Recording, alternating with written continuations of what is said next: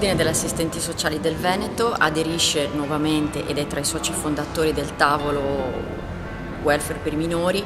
ed è lieta di aderire nuovamente a questa campagna perché assieme a tutti gli altri soci promotori e aderenti a questa iniziativa intendiamo portare avanti le richieste che da sempre ci vedono portavoce.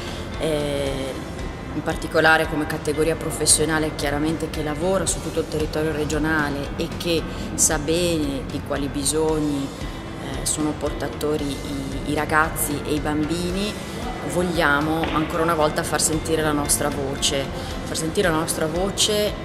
per portare diciamo così, all'attenzione di chi ci governa le necessità che ci sono e che non sono solo quelle appunto degli interventi purtroppo che ahimè sono noti nelle cronache della stampa, ma noi chiediamo interventi per dare delle opportunità a questi bambini, a questi ragazzi, ma soprattutto alle loro famiglie, perché non vogliamo dimenticare che tutti noi come operatori lavoriamo assieme alle famiglie e sarà per questo importante che assieme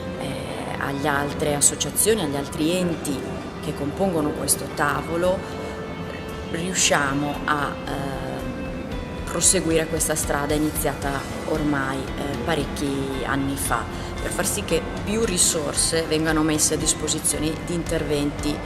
io li chiamo appunto di opportunità, perché questi ragazzi e questi bambini non siano lasciati da soli con le loro famiglie che a volte sono in difficoltà ad affrontare problemi molto importanti.